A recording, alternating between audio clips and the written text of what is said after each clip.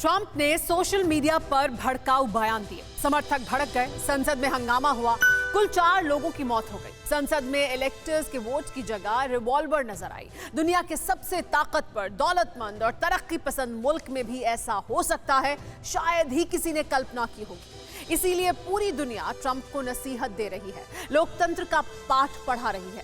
लेकिन क्या Donald Trump और उनके समर्थकों को ये बातें इतनी आसानी से समझ में आ जाएंगी? जवाब जानना जरूरी है। ये रिपोर्ट देखिए। I, Donald John Trump, do solemnly swear that I will faithfully execute the office of President of the United States. The office of President of the United States. 20 जनवरी 2017 यही तारीख थी जब डोनाल्ड ट्रंप सबसे ताकतवर मुल्क की सत्ता के सर्वोच्च सिंहासन पर विराजमान हुए थे। खूब तालियां मिली, तारीफ मिली और व्हाइट हाउस की असीमित ताकत मिली।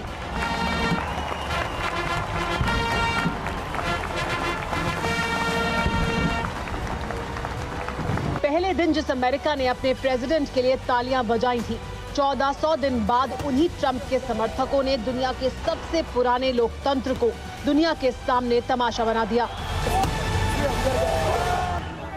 वैसे अमेरिका में जो हुआ उसकी भविष्यवाणी कई हफ्ते पहले कैसे हो चुकी थी, उसे इस ट्वीट से समझा जा सकता है।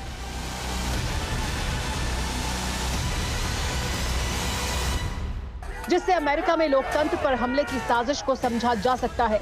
21 दिसंबर को इजराइल के एक पत्रकार ने कैपिटल हिल में हिंसा की आशंका जता दी थी।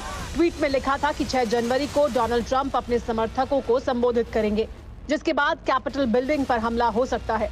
सवाल यह है कि 6 जनवरी को ही क्यों हमला किया गया? अमेरिका में चुनाव नतीजों को न्यायपालिका में चुनौती दी जा सकती है, लेकिन ऐसी सभी चुनौतियों का निपटारा कोर्ट को 6 जनवरी से पहले करना होता है और ऐसा ही हुआ भी। इसके बाद सिर्फ जो बाइडेन के नाम पर मोहर लगनी बाकी थी, लेकिन इसी से डोनाल्ड ट्रंप के समर्थक भड़क गए। अब बड़ा सवाल यह है कि आगे क्या होगा। कई घंटे तक चली बहस के बाद जो बाइडेन के नाम पर फाइनल मोहर लग चुकी है। कांग्रेस की मोहर के बाद डेमोक्रेटिक पार्टी के जो बाइडेन को अब 20 जनवरी को अमेरिका के राष्ट्रपति के रूप में शपथ दिलाई जाएगी। कई घंटे चले बवाल के बाद ट्रंप भी अमेरिकी सत्ता की चाबी बाइडेन के हाथों में सौंपने के लिए तैयार हो चुके हैं। लेकिन सवाल यह है कि ट्रंप का क्या होगा? क्या ट्रंप 20 जनवरी तक भी राष्ट्रपति रह पाएंगे? क्या ट्रंप के खिलाफ महाभियोग का केस चलेगा? क्या ट्रंप को उकसाने के आरोप में जेल जाना पड़ेगा? इससे भी अहम सवाल यह है कि क्या ऐसे हालात में ट्रंप के समर्थक खामोश रहेंगे? जिस तरह की तस्वीरें वॉशिंगटन से आई हैं, ऐसे में इस बात की आशंका कम ही है। अमेरिकी संसद पर हमले के बाद ट्रंप के अपने ही बेगाने हो चुके हैं। वहीं दुनिया भी लानत मलानत भेज रही है। ब्रिटेन के प्रधानमंत्री बोरिस जॉनसन ने कहा है कि अमेरिका पूरी दुनिया में लोकतंत्र की एक मिसाल रहा है।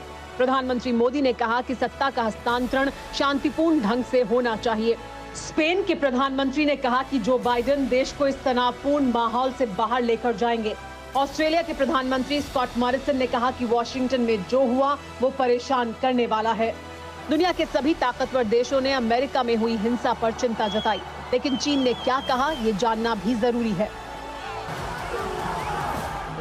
कोरोना वायरस को डोनाल्ड ट्रंप चीनी वायरस कहकर लगातार चीन पर साल भर हमला करते रहे और चीन इस डर के साए में जीता रहा कि कभी भी अमेरिका बारूद बरसा सकता है चीन पर।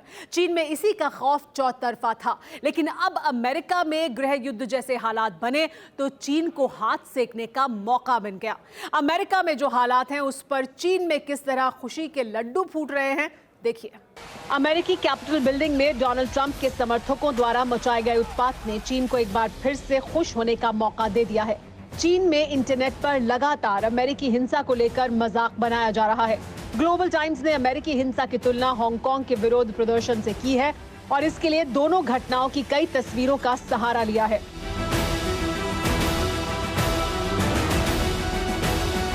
इतना ही नहीं, ग्लोबल टाइम्स ने पहले स्टैचू ऑफ लिबर्टी का मजाक भी उड़ाया।